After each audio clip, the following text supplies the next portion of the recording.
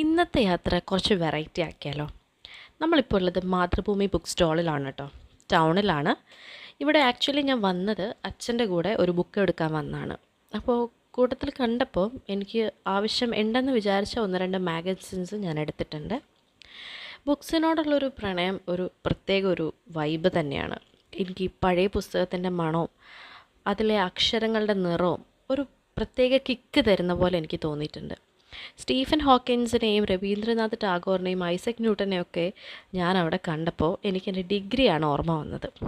കുട്ടികളുടെ ബുക്സും new arrival സെഷൻസൊക്കെ അവിടെ ഫില്ലായിരുന്നു. അപ്പോൾ ഞങ്ങൾ ആവശ്യപ്പെട്ട് വന്ന ബുക്ക് ഞങ്ങൾക്ക് കിട്ടി. അവിടെ നിന്ന് പെട്ടെന്ന് തന്നെ ഇറങ്ങേണ്ടി വന്നു. അപ്പോൾ ഞാൻ വിചാരിക്കുകയായിരുന്നു, നമ്മുടെ ലൈഫിലൊക്കെ ഇൻഫ്ലുവൻസ് ചെയ്ത ഒരു എഴുത്തുകാരിയും ഉണ്ടാവും അല്ലേ. വളരെ റിലേറ്റ് ചെയ്ത അവരുടെ കാവ്യാത്മകമായ വരികളിലൂടെ നമ്മൾ ഒരിക്കൽ പോലെങ്കിലും കടന്നു പോയിട്ടുണ്ടാവും. നിങ്ങളുടെ ഫേവറേറ്റ് ഓതർ ആരാണ്, ബുക്ക് ഏതാണെന്നൊന്ന് കമൻറ്റ് ചെയ്യണം കേട്ടോ.